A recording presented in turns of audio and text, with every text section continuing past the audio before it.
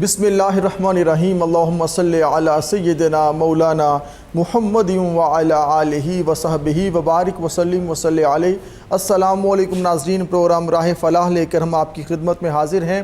اللہ رب العزت کے بابرکت نام سے ابتدا، جس نے اس کائنات ہست و بود کو تخلیق فرمایا، زمین و آسمان کا مالک وہی ہے، بزم عالم کو سجانے والا وہی ہے، وہی ہمارا خالق ہے، مالک ہے، اور ہم اسی کی بارگاہ میں سجدہ ریز ہوتے ہیں۔ اسی سے ہم اپنی حاجات کو اور اپنی جو دعائیں ہیں اللہ رب العزت کی بارگاہ میں کرتے ہیں۔ میرے مولا ہم سب کے دکھوں کو دور کر دے، پریشانیوں کو دور کر دے۔ ہماری دعاؤں کا مرکز بھی وہ ذات ہے، اور ہم اسی کی بارگاہ میں جھکتے ہیں، اور بے حد درود و سلام آقا دو جہاں حضرت محمد مصطفیٰ صلی اللہ علیہ وآلہ وسلم کے لیے، آپ کی آل کے لیے، کہ میرے آقا کی وہ ذات ہے جو وجہ تخلیق کائنات ہے، کہ جن کے وجود سے کائنات کو روشنی عطا ہوئی اور ہم تک اسلام جو پہنچا ہے۔ آقا علیہ السلام کی محبت میں جو جیتے ہیں، جو آقا کے عشق میں دنیا میں رہتے ہیں، یقیناً یہ دنیا بھی ان کے لیے ایک روشنی کی مانند ہوگی، قبر میں بھی ان کے لیے اجالا ہوگا، اور حشر کا میدان بھی ان کے لیے اچھا ہوگا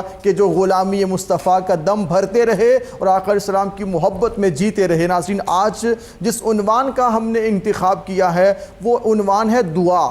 دعا یہ بندے کا اپنے خالق سے تعلق ہے، اور بشر کا اپنے مولا سے تعلق ہے، کہ جب انسان زمانے کی آندھیوں میں، طوفان میں، گرداب میں پھنس جاتا ہے، جہاں پہ دنیا کے کوئی سہارے اسے دکھائی نہیں دیتے کہ مجھے بچانے والا کوئی نہیں ہے، اس وقت انسان چاہے وہ اللہ رب العزت کی بارگاہ میں جھکنے والا ہو، چاہے نہ جھکنے والا ہو، چاہے نماز پڑھتا تھا چاہے وہ نہیں پڑھتا تھا، مگر طوفان زمانے کی جب زد میں آتا ہے تو انسان یہی پکارتا ہے، میرے مولا مجھے اس مصیبت سے نکال دے، مجھے اس پریشانی سے نکال دے۔ اور ایسا زندگی میں ہم نے بارہا دیکھا ہے کہ ہمیں لگتا تھا کہ ہم بچیں گے نہیں، لگتا تھا کہ ہمارا یہ معاملہ ٹھیک نہیں ہوگا، لگتا تھا کہ ہم پھنس جائیں گے، مگر ایسا ہوتا ہے کہ ہم اس چیز سے ایسے باہر نکل آتے ہیں جو ہم نے سوچا بھی نہیں ہوتا۔ انسان دعا کرتا ہے اپنے خالق سے، اور آج ہم نے دعا کرنی بھی چھوڑ دی ہے۔ ہم انسان اتنا خود غرض ہو چکا ہے، مادیت میں اتنا پھنس چکا ہے،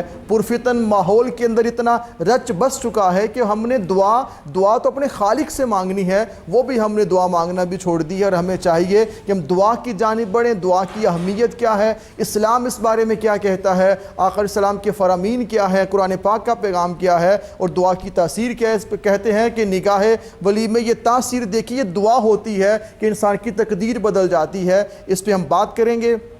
ہمارے ساتھ جو دو ممتاز و محترم شخصیات موجود ہیں۔ میری پہلی شخصیت پاکستان کے ماشاءاللہ معروف عالم دین ہے، جاپان میں پور دنیا میں آقا علیہ السلام کی محبت کا پیغام عام کرتے ہیں، اور قرآن پاک سناتے بھی ہیں۔ قرآن کے پیغام کو دنیا میں عام کرنے والی شخصیت شہر شرق پور شریف سے ہمارے تشریف لائے ہمارے خاص مہمان، اور جامعہ اسلامیہ منہاج القرآن کے فارغ التحصیل بھی ہیں، علامہ صاحبزادہ حافظ عاکف حسن شرق پوری صاحب۔ السلام علیکم۔ وعلیکم السلام۔ آپ سب خوش آمدید کہتے ہیں آپ کو۔ بہت شکریہ جی۔ ان کے ساتھ موجود ہیں ممتاز عالم دین ہیں، عالمی مبلغ اسلام، ماشاءاللہ پورے ملک میں آقا علیہ السلام کی محبت، اولیاء کے پیغام کو عام کرنے والی شخصیت جناب حضرت علامہ صاحبزادہ مفتی محمد جاوید اشرف مرتضائی صاحب۔ السلام علیکم مفتی صاحب۔ وعلیکم السلام۔ آپ کو قبلہ خوش آمدید کہتے ہیں۔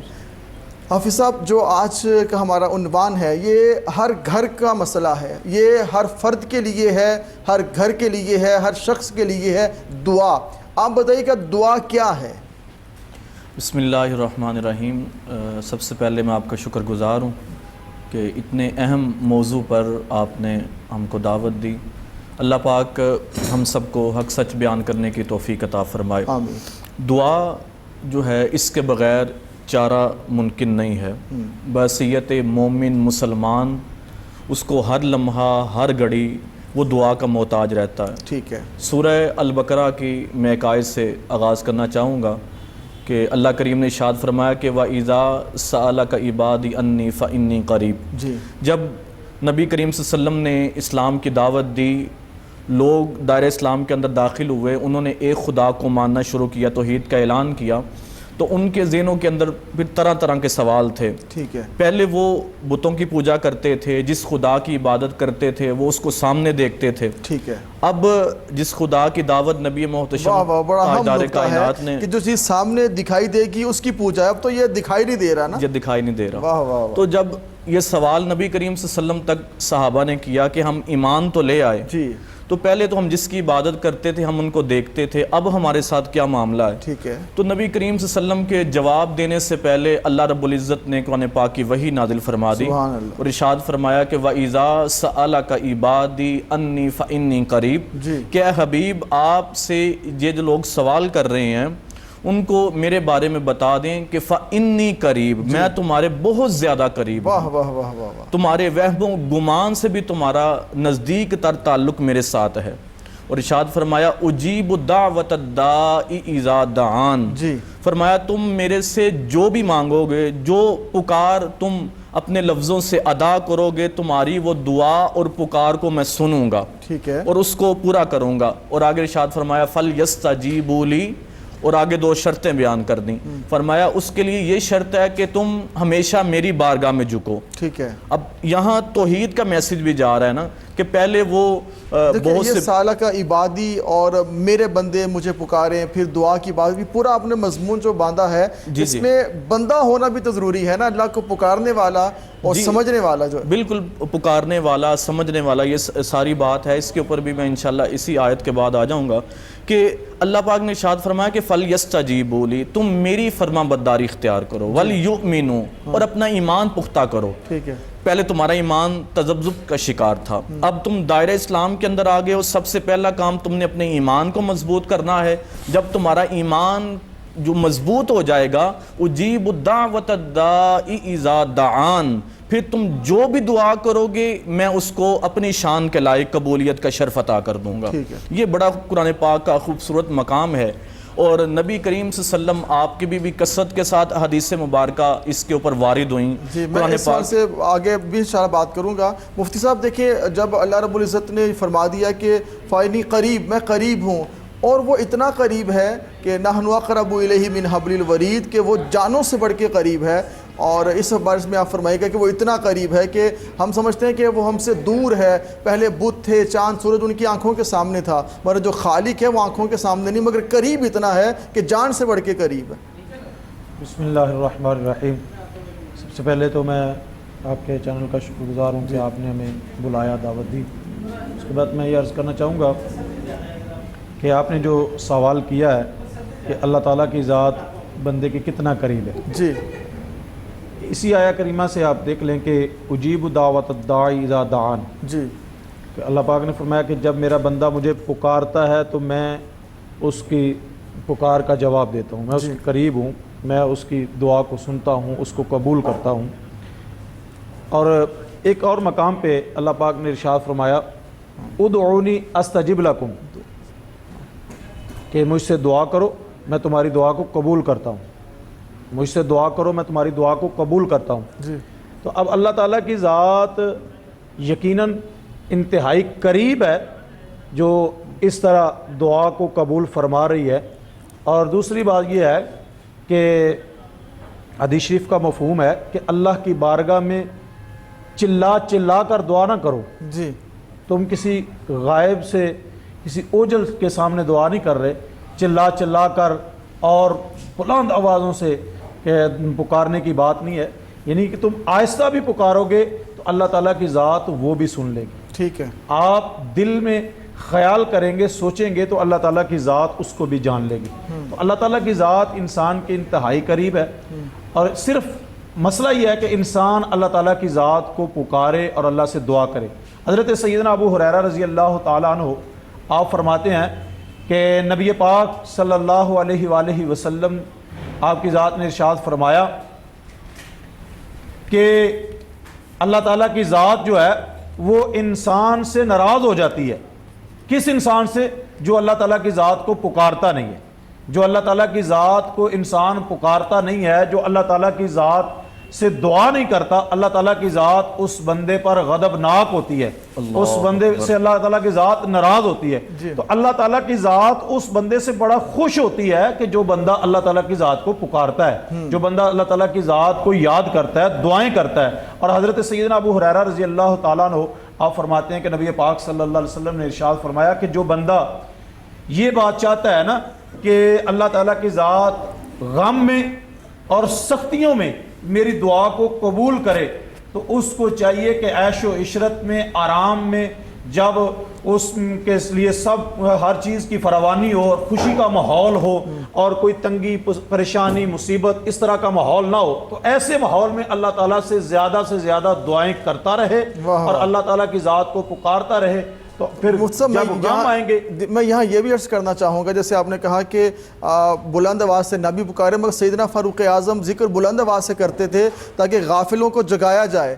سیدنا صدیق اکبر آپ فرماتے تھے کہ وہ آہستہ ہے تاکہ جس کو سنانا ہے وہ تو سن رہا ہے، تو غافلوں کو بھی تو جگانا کہ دعا کیا کر۔ نہیں، اس میں یہ آپ کی بات درست ہے، اس میں کوئی شک نہیں ہے، یہ بات بالکل درست ہے، اس میں نفی یہ اس بات کی نہیں ہے کہ آپ اونچی آواز سے دعا نہیں کر سکتے، ترغیب جو ہے، یعنی بات صرف عرض کرنا چاہتے ہیں کہ اگر اللہ تعالیٰ کی ذات کو آپ بالکل آہستہ بھی پکارتے ہیں تو وہ انتہائی قریب ذات ہے، تو وہ آپ کی بات سن لے گی۔ وہ تو ان اللہ علی کل شیء قدیر اور انہ علیم بذات الصدور کی عظمت و شان والی ذات ہے، آپ بات کو 10 دن بعد بھی سوچیں گے تو وہ بھی اللہ تعالیٰ کے علم میں ہے کہ آپ، اور اس سے زیادہ عرصے بعد بھی آپ سوچنے کا ارادہ رکھتے ہیں تو تب بھی اللہ تعالیٰ کی ذات وہ علم میں ہے کہ اللہ تعالیٰ کی ذات اس کو جانتی ہے کہ یہ بندہ کیا سوچے گا۔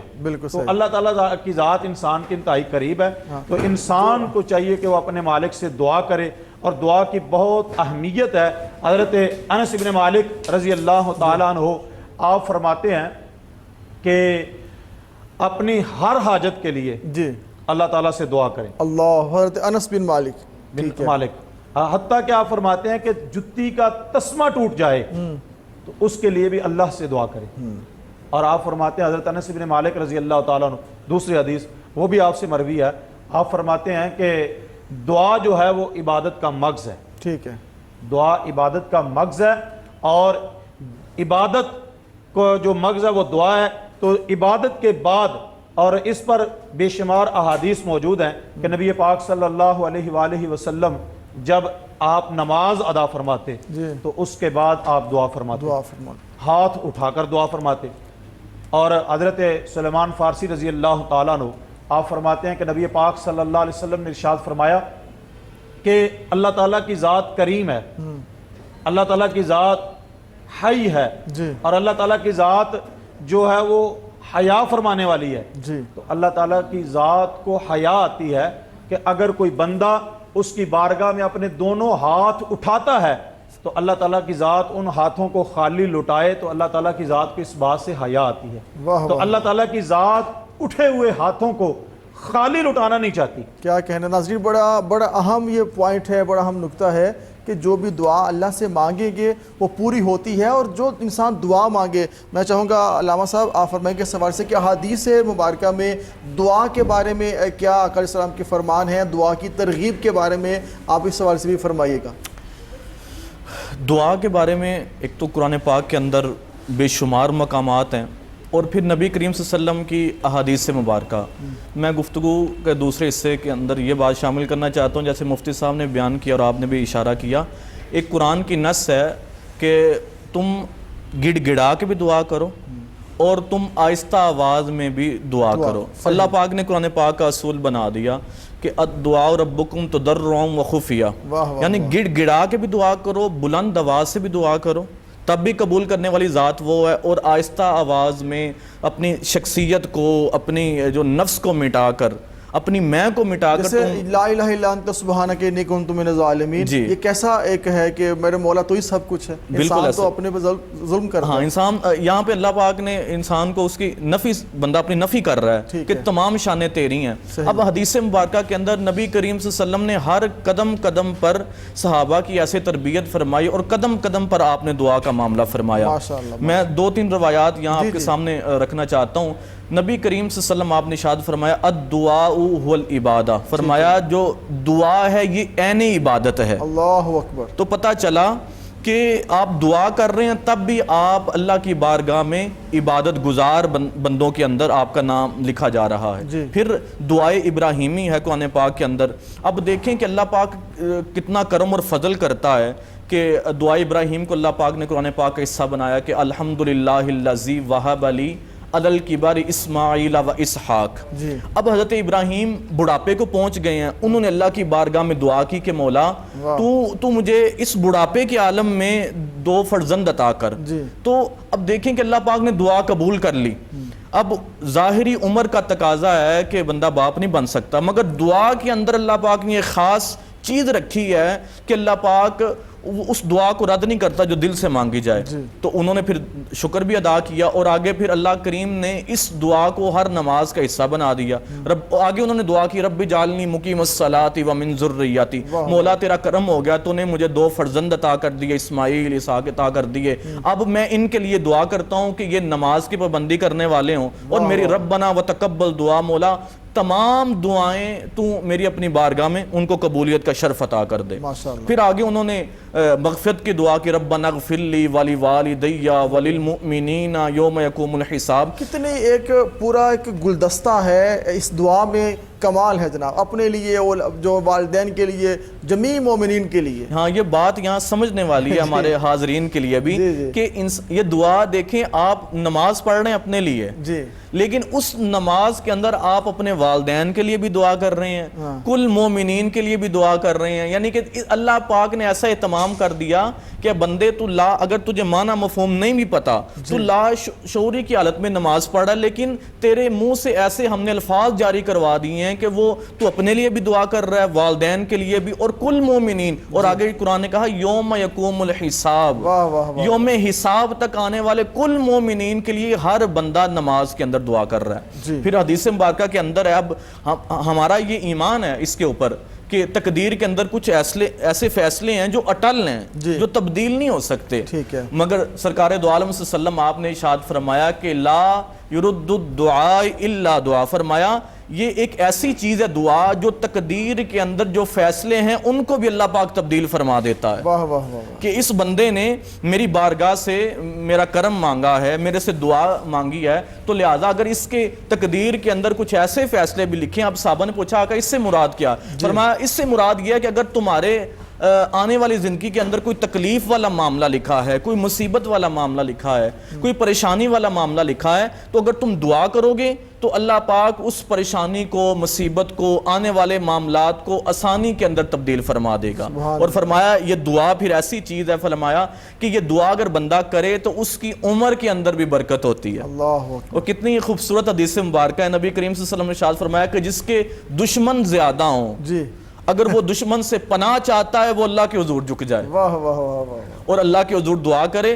فرمایا اللہ کریم اس کو جو ہے وہ دشمنوں سے بھی محفوظ رکھے گا. کل کے زمانے میں علامہ صاحب تو دشمن تو ویسے ہی پیدا ہو جاتے ہیں. اگر کوئی ٹیلنٹڈ ہے, کوئی قابل ہے, کوئی باصلاحیت شخص ہے اور کام اچھا کرتا ہے, یا اس کی زندگی میں بہتری آ گئی, گاڑی مکان سب کچھ اچھا مل گیا, دشمن خود بخود پیدا ہو جاتے ہیں. طرح طرح کی انسان خود ہی اپنی جو ہے اندر گم ہو کے دشمنیاں پال لیتا ہے. اگلے دشمنوں سے مقابلہ اور ان کو فیس کرنے کی بجائے اللہ کی بارگاہ میں جھکنا دعا ہے, اللہ کی بارگاہ میں. اب دیکھیں کہ حدیث سے قدسی ہے, یہ موضوع بڑا طویل ہے, یہ بہت اچھا ٹاپک ہے. آج ہم نمازیں بھی پڑھتے ہیں, تمام معاملات بھی کرتے ہیں, لیکن ہمیں وہ دعا جس طرح ہم نے کرنی چاہیے یا جتنی کرنی چاہیے وہ ہم نہیں کرتے. ٹھیک ہے, اسی وجہ سے ہمارے تمام جو معاملات ہیں اس کے اندر ہمیں پریشانی کا سامنا ہے. حدیث قدسی ہے, اللہ پاک نے جب مخلوق کو تخلیق فرمایا تو اللہ پاک چاہتا تھا کہ مخلوق مجھ سے کلام کرے. تو ارشاد فرمایا کہ اگر اے مخلوق, اے بندو, اگر تم مجھ سے کلام نہیں نہ کر سکتے تو کم از کم تم میری بات کو سن لیا کرو. ٹھیک ہے, اگر تم میری بات سن بھی نہیں سکتے تو ارشاد فرمایا کہ تم چل کے میرے پاس آ جاؤ, میرا قرب حاصل کر لو. اور فرمایا اگر تم قرب بھی نہیں پا سکتے تو فرمایا کم از کم جو تمہاری مشکلات ہیں, پریشانیاں ہیں, جو تکلیفیں ہیں, وہ دعا کی صورت میں میری بارگاہ میں پہنچا دو تو میں تمہاری دعا بھی قبول کر لوں گا.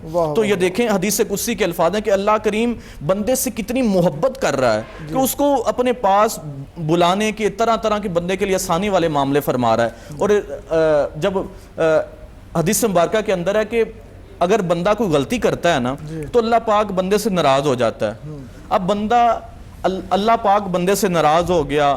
اب جب بندہ اللہ کی بارگاہ میں دوبارہ جھکتا ہے, اس کو منانے کی کوشش کرتا ہے, تو اللہ پاک اس بندے سے منہ موڑ لیتا ہے ایک دفعہ. لیکن اگر بندہ استقامت کے ساتھ ڈٹا رہے اور اللہ کی بارگاہ میں بار بار مسلسل دعا کرتا رہے, تو اللہ پاک فرشتوں کو بلاتا ہے کہ آؤ فرشتوں, ملائکہ گواہ ہو جاؤ کہ میں نے اس کے اعمال کی وجہ سے, اس کے گناہوں کی وجہ سے منہ موڑ لیا تھا, لیکن اب میں تمہیں گواہ بنا کے کہتا ہوں کہ یہ پھر بھی میرے سے مایوس نہیں ہوا. واہ واہ کہ اتنے لمبے عرصے تک میں نے اس کی دعا کو قبول نہیں کیا, اس کے باوجود یہ مایوس نہیں ہوا, یہ مسلسل میری بارگاہ میں جھکتا رہا, میرے سامنے دعا کرتا رہا. اے ملائکہ, میں تمہیں گواہ بنا کے کہتا ہوں کہ میں نے اس کی اب دعاؤں کو قبول کر لیا. اس کے لیے میں نے آسانی والا معاملہ فرما دیا. اور پھر یہ بھی بڑی مشہور روایت ہے, بہت سے جو ہے صحابہ نے اس کو روایت کیا ہے کہ ارشاد فرمایا کہ بندہ جو بھی دعا کرتا ہے نا, اللہ پاک اس دعا کو ضرور قبول کرتا ہے. اس کے 3 طریقے ہیں. فرمایا یا تو اس کی دعا اسی وقت قبول ہو جائے گی, اس کو پتہ چل جائے گا کہ میں نے جو دعا کی ہے وہ قبول ہو گئی ہے, تو یا پھر اس کے اوپر کوئی مشکل آنے والی ہے, کوئی تکلیف آنے والی ہے, تو وہ ٹل جائے گی, وہ اس دعا کی وجہ سے ٹل جائے گی. اور تیسری, سرکار دو عالم صلی اللہ علیہ وسلم آپ نے ارشاد فرمایا کہ اس کے لیے اس دعا کو آخرت کے لیے بچا کے رکھ دیا جائے گا. بالکل ٹھیک ہے. اس حدیث پاک پہ انشاءاللہ گفتگو آگے بڑھائیں گے. مفتی صاحب, میں آپ کی طرف آؤں گا, پہلے یہ بات کر لیں کہ جب ہم دعا مانگتے ہیں, جب ہم مزارات پہ جاتے ہیں اور بڑے اللہ والوں کی درگاہوں میں جاتے ہیں, وہاں بھی دعا کرتے ہیں, لوگ کہتے ہیں کہ اس دعا میں آپ ان سے مانگ رہے ہیں اور آپ ان سے نہ مانگے, آپ اللہ سے مانگے. تو یہ بتائیے گا کہ غیر اللہ سے مانگنا کیا ہے, اللہ سے مانگنا کیا ہے,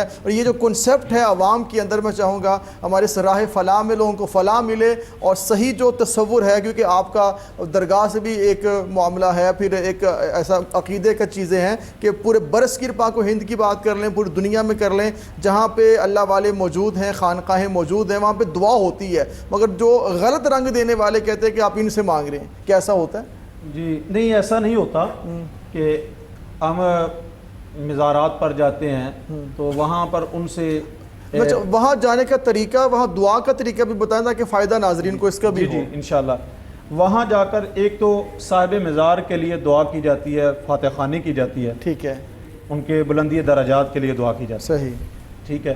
اور دوسری یہ بات ہے کہ وہاں جو صاحب مزار ہیں ان سے مانگا نہیں جاتا, ٹھیک ہے, ان کے وسیلہ سے دعا کی جاتی ہے, اور اس وسیلہ کا ذکر خود اللہ پاک نے قرآن مجید میں ارشاد فرمایا. وسیلے سے دعا کرنا جائز ہے؟ جی الحمدللہ. جی, وَابْتَغُوا إِلَيْهِ الْوَسِيلَةَ, اللہ پاک نے خود قرآن مجید میں اس کا حکم ارشاد فرمایا, اور نبی پاک صلی اللہ علیہ وآلہ وسلم آپ نے خود حدیث شریف میں اس کا طریقہ بتایا, ٹھیک ہے, اور آپ نے باقاعدہ طور پر ایک صحابی رسول کو یہ تعلیم دی کہ, اور انہوں کو یہ الفاظ سکھائے, اللہم انی اسألک واتوجہ الیک بنبیک محمد نبی الرحمت. سبحان اللہ. ان الفاظ کے ساتھ حضور نبی کائنات رحمت کونین صلی اللہ علیہ وآلہ وسلم آپ نے صحابی رسول کو ان الفاظ کے ساتھ تعلیم دی, اور اس میں وسیلے کا ذکر ہے. اب ہم جب مزارات پر جاتے ہیں تو ہم صاحب مزار کا وسیلہ دینا اور چیز ہے, ان سے مانگنا اور چیز ہے, اور بات کو گڑبڑ کر دینا اور چیز ہے, اور چیز ہے. یہ تو سمجھ سے بالا تر بات ہے. کوئی بھی ذی شعور آدمی اور صاحب عقل جو ہے وہ کبھی بھی صاحب مزار سے نہیں مانگتا, وہ ہمیشہ اللہ کی بارگاہ میں یہی الفاظ ادا کرتا ہے کہ مولا یہ تیرے نیک بندے ہیں, یہ تجھے ماننے والے ہیں, یہ ہم سے زیادہ عزت اور مقام والے ہیں, رسپیکٹ والے ہیں, ان کے وسیلہ سے ہمیں یہ چیز عطا فرما. صحیح. اور اس میں وہاں بھی جا کے مانگنا اللہ سے ہی ہے, مانگنا اللہ سے, اور ہمارا عقیدہ بھی یہ ہے اہل سنت کا کہ ہم مانگتے اللہ سے ہی ہیں. ٹھیک ہے. اولیاء اکرام کا وسیلہ پیش کرتے ہیں اور ان کے اپنے نیک اعمال کا وسیلہ پیش کرتے ہیں. کچھ لوگوں نے کہا ہے کہ اس سے وسیلہ سے مراد نیک اعمال ہیں, تو نیک اعمال بھی مراد ہیں, اولیاء اکرام بھی مراد ہیں. اور نبی پاک صلی اللہ علیہ وسلم نے جو حدیث شریف میں نے پہلے عرض کی ہے, اس میں آپ صلی اللہ علیہ وسلم نے اپنی ذات کا ذکر فرمایا اور اپنے نام کے ساتھ حکم فرمایا کہ میرے وسیلہ سے اس طرح سے دعا کریں.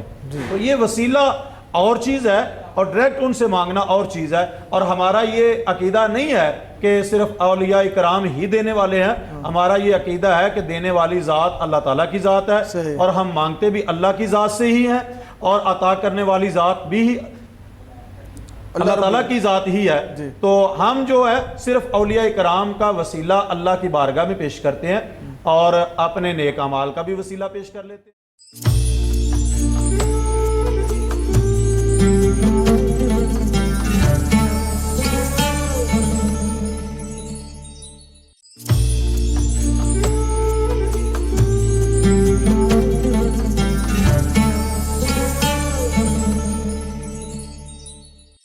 پروگرام میں وقت تو کم ہے, یہ ٹاپک تو بڑا اچھا اور سب کے لیے ٹاپک ہے, اور انشاءاللہ اس کو ٹاپک دعا پہ بات ہوتی رہتی ہے اور ہوتی رہے گی انشاءاللہ. یہ بتائیے گا کہ کچھ کہتے ہیں کہ یار چلو گھر میں دعا مانگ لو اور یہاں بیٹھے یہیں دعا مانگ لو, کہیں جانا نہ پڑے, اور کیا یہ بھی احادیث میں یا انبیاء علیہ السلام کی سنت یا صحابہ کرام کا معمول رہا کسی جگہ پہ جا کے دعا مانگنا اس کی تاثیر اور ہے, گھر کہیں بیٹھ کے مانگنا اس کی اور ہے, کہ ایسا کچھ ہے؟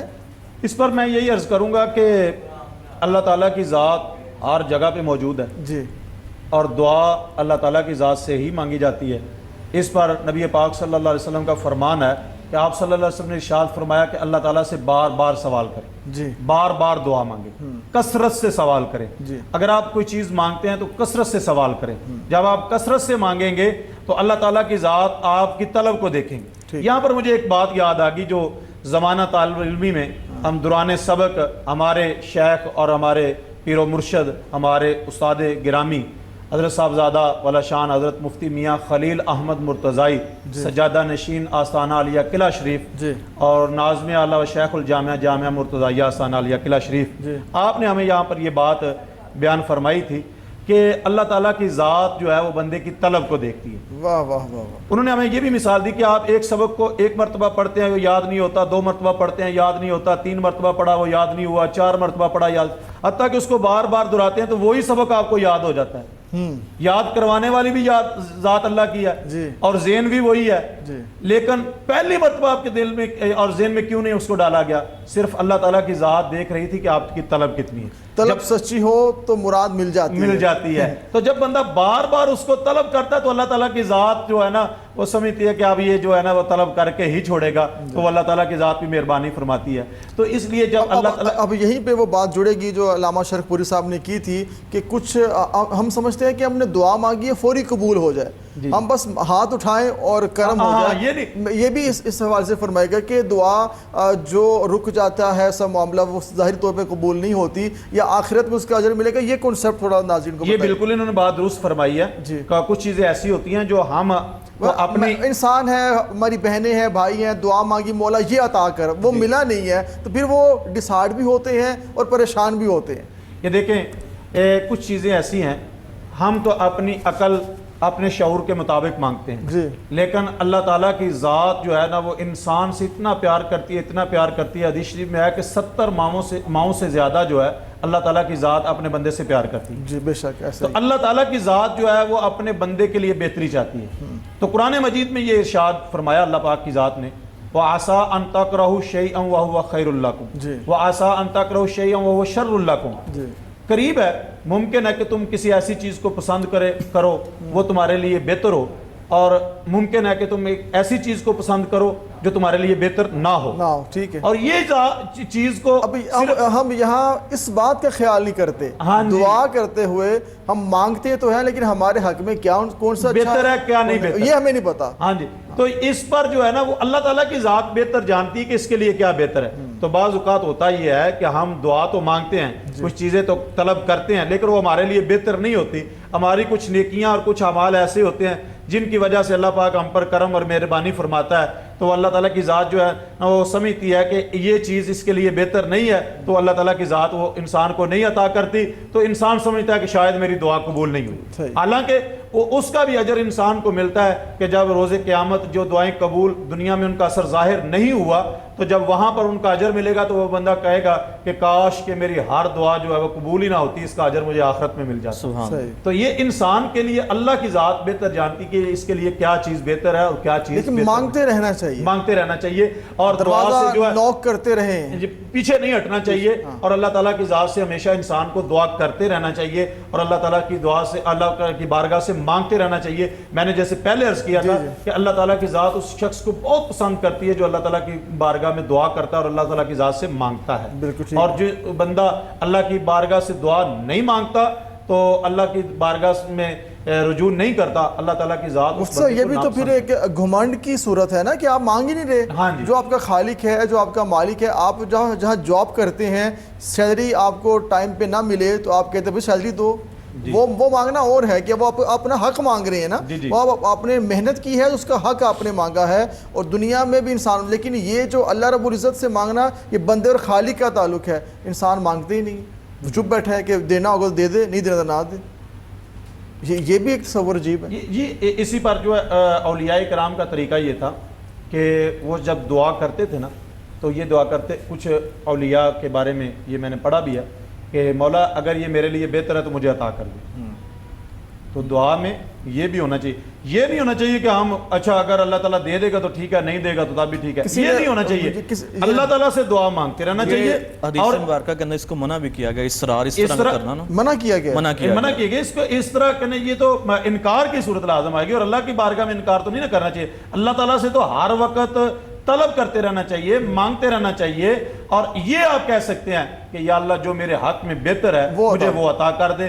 اگر یہ چیز میرے حق میں بہتر نہیں ہے, جو چیز میرے لیے شر کا باعث بنے, جو مجھے ہلاکت میں ڈالے, اس سے مجھے محفوظ کر لے اور مجھے وہ چیز عطا کر دے جو دنیا آخرت میں مجھے کامیابی عطا کر دے. اور یہاں میں ایک بات عرض کر دوں دعا کی اہمیت پر, یہ بڑی پیاری بات ہے. اور اس وقت جو کووڈ-19 کا جو ماحول چل رہا ہے اس کے لیے بھی میں ناظرین کے لیے ایک بات کرنا چاہتا ہوں.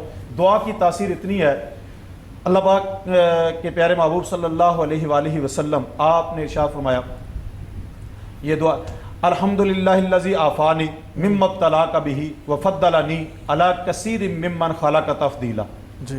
یہ ایک ایسی دعا ہے کہ آپ کے سامنے اگر کسی بیماری کا ذکر کیا جائے تو آپ اس دعا کو پڑھ لیں تو وہ بیماری آپ پر اثر انداز نہیں ہوگی. اچھا.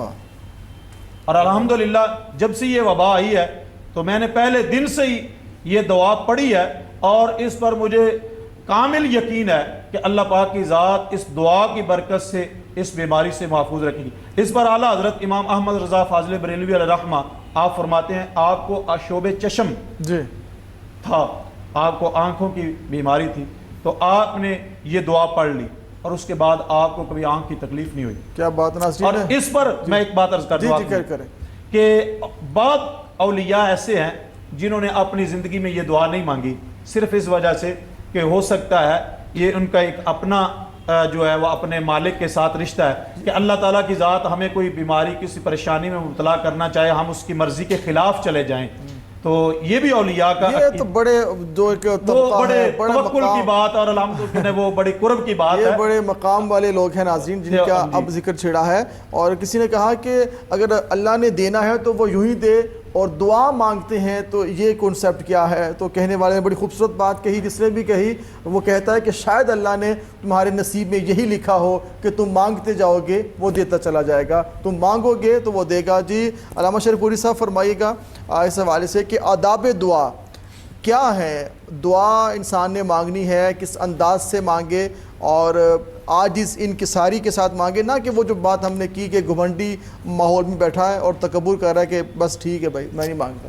اس کو شعب الایمان کے اندر امام بہقی نے جو ہے دعا کے آداب کے حوالے سے کچھ چیزیں ذکر کی ہیں, ان میں سے میں چند ایک آپ کے سامنے ذکر کر دیتا ہوں. کہ نبی کریم صلی اللہ علیہ وسلم آپ سے روایت فرمائی, کہتے ہیں کہ انسان جب مشکل کے اندر ہوتا ہے, تکلیف کے اندر ہوتا ہے, اس وقت دعا نہ کرے, بلکہ جب یہ آداب ہیں دعا کے, بلکہ جب آسانی والا معاملہ نا اس کو اللہ پاک نے فراوانی عطا کی ہوئی ہے, صحت عطا کی ہوئی, تو وہ ہر لمحہ دعا کرتا رہے. یہ آداب دعا ہے, بجائے کہ جب مشکل آ جائے.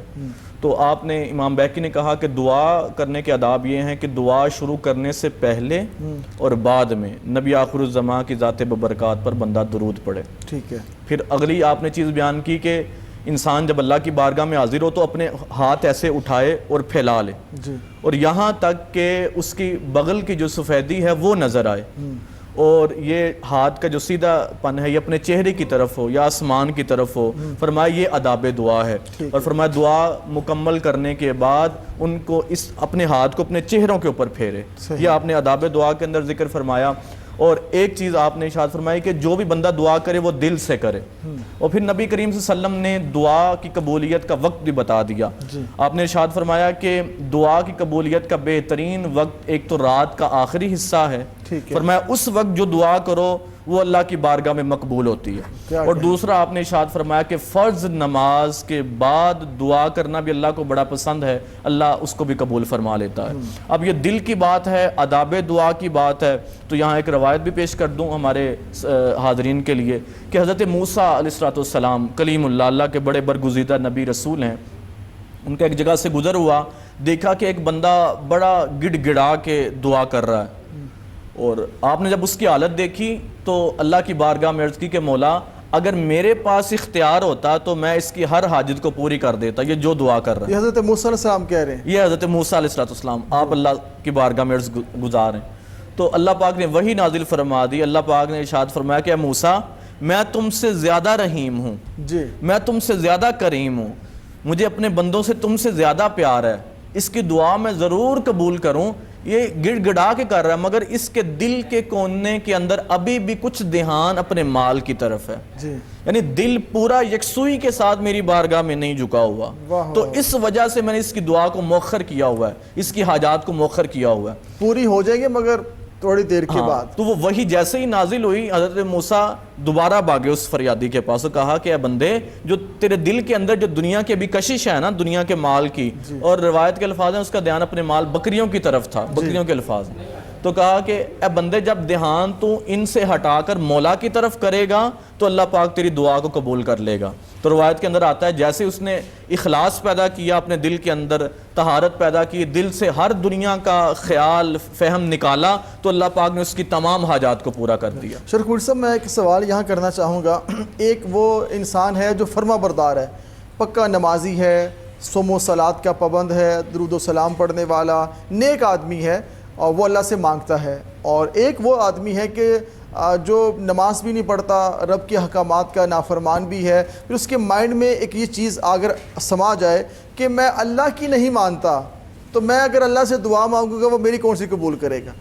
نہیں، یہ تو بالکل ایسی بات نہیں ہے۔ جی اب دیکھیں اللہ پاک نے کل مخلوقات کو بنایا، ٹھیک ہے، یہاں مسلمانوں کی تعداد 1 ارب سے کچھ زائد ہے، باقی جو غیر مسلم ہیں وہ تو کئی زیادہ ہیں، لیکن اللہ پاک ان کا بھی رازق ہے۔ اللہ پاک نے ارشاد فرمایا کہ ان اللہ علی کل شیء قدیر، ایک تو میں ہر چیز پر میری قدرت ہے، اللہ یرزق من یشاء، ہر چیز کو رزق دینے والی بھی میری ہی ذات ہے۔ تو اگر کوئی بندہ نہیں مانگتا تو وہ اپنے لیے مصائب اور مشکلات کے اندر اضافہ کر رہا ہے، اگر وہ اللہ رب العزت کی بارگاہ میں جھکتا نہیں ہے مگر دعا کرنا نہ چھوڑے، ہاں دعا کرنا نہ چھوڑے، کہ آپ نے کہا کہ وہ کر سکتا ہے دعا، جی بالکل ایسے ہی وہ دعا کر سکتا ہے، وہ اس کا کنسیپٹ غلط ہے، بالکل اس کو اس چیز کی طرف خاص دھیان کرنا چاہیے کہ جس مولا نے پروردگار نے مجھے زندگی دی ہے، ہر نعمت دی ہے، تو یقیناً جو ہے میں دعا کروں گا تو میری دعا بھی اللہ پاک قبول کر لے گا۔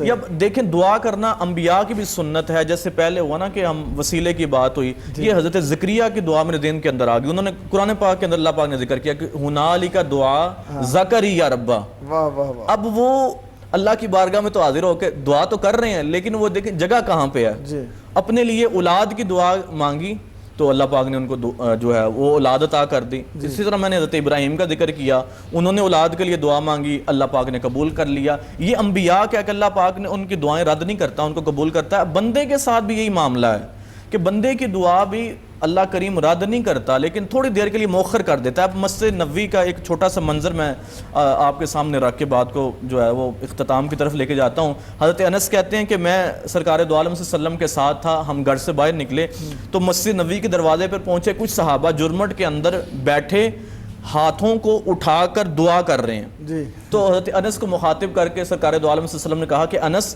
کیا آپ ان کے ہاتھوں کے اندر کوئی چیز دیکھ رہے ہیں؟ تو حضرت انس نے کہا کہ یا رسول اللہ میں تو کوئی چیز نہیں دیکھ رہا، مجھے کوئی چیز نظر نہیں آ رہی۔ تو تو سرکار دو عالم صلی اللہ علیہ وسلم نے ارشاد فرمایا کہ ان کی ہاتھوں کے اندر یعنی یہ دعا کے لیے انہوں نے ہاتھ اٹھائے ہیں، اس کے اندر اللہ پاک نے اپنا نور رکھا ہوا ہے۔ اللہ اکبر، واہ تو یہ نور میں مصطفیٰ کریم صلی اللہ علیہ وسلم کہتے ہیں کہ میں اپنی نگاہ نبوت سے اس نور کا جو ہے وہ ملاحظہ کر رہا ہوں، اس نور کو دیکھ رہا ہوں۔ تو حضرت انس نے کہا کہ آقا پھر میرے لیے بھی دعا کر دیں کہ اللہ پاک میری دعا کے اندر بھی وہ نور شامل فرما دے۔ تو حضرت انس کو سرکار دو عالم صلی اللہ علیہ وسلم کا اچھا اگر تم بھی نور لینا چاہتے تو آؤ جلدی کے ساتھ ہم ان کی دعا کے اندر شامل ہو جائیں، دعا میں شامل، اس سے پہلے کہ یہ دعا کا اختتام کر دیں ہم ان کی دعا کے اندر شامل ہو جائیں، ہمیں بھی اللہ پاک وہ نور نصیب کر دے۔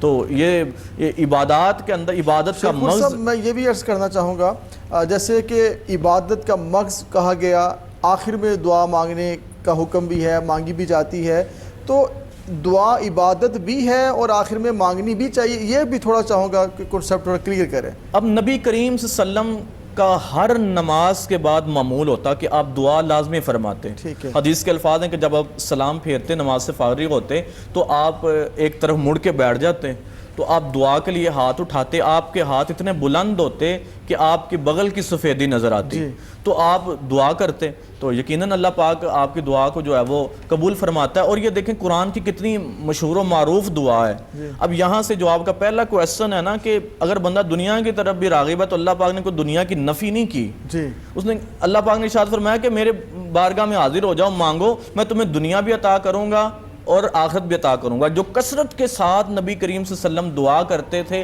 وہ یہی کرتے تھے کہ اللہم ربنا آتنا فی الدنیا حسنۃ وفی الآخرۃ حسنہ، وہ جامع دعا ہے، جامع دعا ہے۔ اور کثرت کے ساتھ نبی کریم صلی اللہ علیہ وسلم فرمائی کہ مولا میرے لیے اس دنیا کو بھی ہم سب کے لیے حسین بنا دے اور آخرت کے لیے بھی حسین بنا دے۔ تو سرکار دو عالم صلی اللہ علیہ وسلم دنیا میں بھی انسان ترقی کرے، دنیا میں بھی نام بنائے، کامیاب ہو، اور صرف دنیا میں نہیں آخرت میں بھی۔ اور میں ایک چیز یہاں پہ افسر یہ بڑی اہم بات ہے کہ کفار کے لیے یہ جہاں سب کچھ ہے، مومن کے لیے یہ جہان بھی ہے اور اگلا جہان بھی ہے۔ اور یہاں یہ جو آداب دعا کے اندر اور جو اللہ کی نافرمانی کرتے ہیں ان کے ساتھ معاملہ کیا ہے وہ بھی ایک روایت سماعت کر لیں۔ ایک شخص تھا وہ سفر پہ تھا، اب وہ جہاد کے اندر مصروف تھا، اس کا جو ہے بال وہ گرد آلود تھے، اس کا جو لباس تھا وہ گرد کی وجہ سے میلا کچیلا تھا، لیکن وہ دعا کرتا تھا اللہ کی بارگاہ میں گڑ گڑا کے، اس کی دعا قبول نہیں ہوتی تھی۔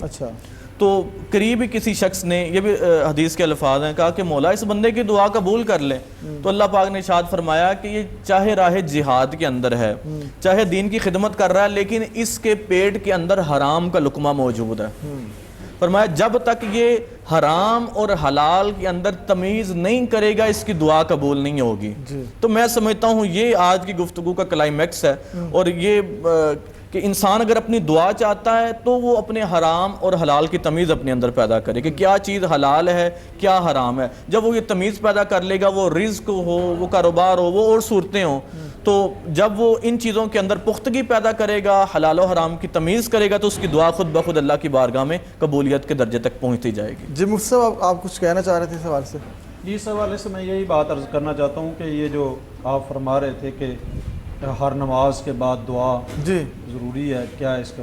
اس پر سیدنا امیر المومنین حضرت عمر فاروق رضی اللہ تعالیٰ عنہ آپ فرماتے ہیں کہ نبی پاک صلی اللہ علیہ وسلم ہر نماز کے بعد ہاتھ اٹھا کر دعا کرتے، حتیٰ کہ آپ ہاتھوں کو نیچے نہیں گراتے تھے اور اپنے چہرے پر مر لیتے تھے۔ ٹھیک ہے۔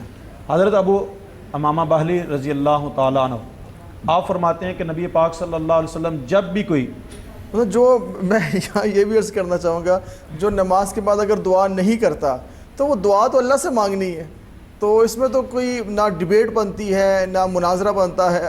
اگر کوئی دعا نہیں کر رہا اس کو کہا جائے کہ دعا مانگے، وہ کہے کہ کہاں لکھا ہے؟ بھئی دعا تو اللہ سے مانگنی ہے نا، اللہ کی بارگاہ میں ہم نے جھکنا ہے۔ پہلے والی بات آ جاتی ہے کہ وہ پھر کچھ لینا نہیں چاہتا، مثلاً کہ اس میں تو ڈیبیٹ بھی نہیں بنتی کہ آپ جو نا کہ کہاں لکھا ہے، بھئی آپ نے اللہ سے مانگنی ہے۔ انسان ہے کہ جب اپنے رب سے مانگنے کی بات ہوتی ہے، اگر یہ ان لوگوں کا کچھ لوگوں کا یہ ہے نا کنسیپٹ، وہ کہتے ہیں کہ نماز جو ہے یہ دعا ہی ہے۔ جی اگر یہ دیکھیں کہ اب دنیا داری کی مثال لیں ایک بندہ ایک کاروبار کرتا ہے تو وہ دوسرے کی کوشش کرتا ہے, ٹھیک ہے, دوسرے کی تیسرے کی کوشش کرتا ہے. جی. وہاں نہیں ہوتا کہ یار ایک کر لیا تو کافی ہے. جی. تو یہ عبادت میں آ کے اور دعا میں یہ کنجوسی کرنا اور یہ کہنا کہ اب دعا چونکہ ہو چکی ہے, مانگنی بھی اللہ سے ہے, قبول بھی اللہ نے کرنی ہے, انسان بیچ میں اس میں شامل مان لیا جائے کہ نماز جو ہے وہ دعا ہی ہے, اگر بعد میں دوبارہ مانگ لیں گے تو کیا حرج ہے؟ کیا حرج ہے؟ سوال ٹھیک ہے. سمپل. حضرت ابو امامہ باہلی رضی اللہ تعالیٰ عنہ کی بات کر رہا تھا کہ آپ فرماتے ہیں کہ نبی پاک صلی اللہ علیہ وسلم جب بھی کوئی نفل نماز یا فرض نماز پڑھتے تو میں آپ کو یہ فرماتے ہوئے سنتا.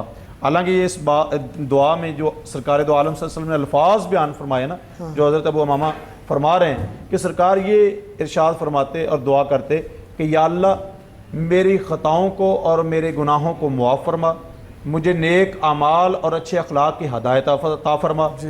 یا اللہ تیرے سوا کوئی نیک اعمال کی ہدایت دینے والا نہیں ہے اور برے اعمال سے کوئی بچانے والا نہیں ہے. جبکہ نبی پاک صلی اللہ علیہ وسلم کی ذات تو گناہوں سے پاک ہے, اور انبیاء کے بارے میں گناہ کا تصور کرنا بھی گناہ ہے, یہ تو ہم سوچ بھی نہیں سکتے. لیکن اس کے بعد یہ سب چیزیں کس لیے تھی؟ یہ تعلیم امت کے لیے تھی. آپ صلی اللہ علیہ وسلم نے ہمیں یہ تعلیم دی ہے, اور ہر نماز کے بعد آپ کے یہ الفاظ اور دعا کرنا. اور حضرت ام سلمہ رضی اللہ تعالی عنہا آپ فرماتی ہیں کہ نبی کریم صلی اللہ علیہ وسلم فجر کی نماز کے بعد یہ دعا فرماتے تھے, اللہم انی اسألک علما نافعا ورزقا طیبا وعملا متقبلا. یعنی علم نافع اور پاکیزہ رزق, اور اس کے بعد جو ہے وہ عمل متقبل یعنی قبول عمل, مقبول عمل جو ہے نا, اس کی دعا کرتے ہیں کہ یا اللہ. یہ عربی جملے نہ آتے ہوں مفتی صاحب, وہ بھی مانگ سکتے ہیں, کوئی مسئلہ نہیں ہے. اللہ تعالیٰ کی ذات ہر زبان کو سمجھتی ہے. ٹھیک ہے. تو بندہ کسی زبان سے تعلق رکھتا ہے, اپنی زبان میں اپنی مادری جو اس کی زبان ہے اس سے ہی وہ جملے جو ہے وہ ادا کر لے, تو اللہ تعالیٰ کی ذات تو جانتی ہے. تو اس میں یہ تو اگر یہ سکھایا گیا کہ یہ 3 آقا السلام جملے فرمایا کرتے تھے, ان 3 جملوں کو اپنی زبان میں ٹرانسلیٹ کر لے اور اللہ سے مانگ لے. بالکل کوئی مسئلہ نہیں. میں آخر میں اشرف پوری صاحب, علامہ صاحب کیا پیغام دیں گے؟ مختصر یہی ہے کہ نبی کریم عنوان بڑا زبردست, بڑا حسین ہے, لیکن پیغام کی طرف آ چکے ہیں. نبی کریم صلی اللہ علیہ وسلم نے آپ نے ارشاد فرمایا کہ الدعاء صلاح المؤمن, کہ دعا جو ہے وہ مومن کا ہتھیار ہے. واہ واہ واہ. کہ تو ہر بندے کو ہتھیار کی ضرورت ہے. ہمیں آخرت کا سفر کرنا ہے, ہمارے لیے کیا زیادہ رہا ہے؟ یہ دعا ہی ہے. اور نبی کریم صلی اللہ علیہ وسلم ایک مجلس کے اندر تشریف فرما تھے, صحابہ کو کہا کہ تم اللہ سے جو مانگنا چاہو اللہ تمہیں عطا کرتا جائے گا. انہوں نے کہا کہ ہم اگر ہمارے گناہ یہ بادلوں کے برابر ہوں, فرمایا تب بھی تم اللہ کی بارگاہ میں حاضر ہو جاؤ, وہ پھر بھی بخش دے گا. فرمایا زمین کے ذروں کے برابر ہوں, فرمایا تب بھی بخش دے گا. تمہارا کام ہے صرف دعا کے لیے ہاتھ اٹھانا. تو صحابہ نے کہا آقا پھر ہم کثرت کے ساتھ دعا کریں گے. تو آقا صلی اللہ علیہ وسلم نے تاریخی جملہ بولا, فرمایا جب تم کثرت کے ساتھ دعا کرو گے تو اللہ کثرت کے ساتھ تمہاری دعاؤں کو قبول کرے گا. سبحان اللہ, کیا بات ہے. جی مفتی صاحب آخر میں 2 جملوں میں پیغام آپ دیجیے. جی میرا پیغام یہی ہے کہ دعا کا جو پورا مفہوم ہے قرآن و حدیث کی روشنی میں, یہ ہمیں یہ بات ثابت کرتا ہے کہ ہم ہر وقت اللہ تعالیٰ کی ذات کے محتاج ہیں, اور ہمیں ہر لمحہ اللہ کی بارگاہ میں دعا کرتے رہنا چاہیے اپنی دنیا اور آخرت کو سنوارنے کے لیے. اور اگر وہ دعائیں قبول نہ بھی ہوں گی تو آخرت میں جو وہ ذخیرہ ہوں گی اور ان کا جو ہمیں پھل ملے گا, تو ہماری آخرت کی کامیابی کے لیے جو ہے وہ ہمارا آخری ٹھکانہ جو ہے وہ آخرت ہے, اور وہیں ہم نے جانا ہے, اس کی ہمیں تیاری کی ضرورت ہے. تو دعاؤں کی صورت میں کریں, اعمال کی صورت میں کریں, ہر لمحہ ہمیں آخرت کی تیاری کرنی چاہیے. تو اور دعاؤں کی صورت میں بھی, اعمال کی صورت میں بھی.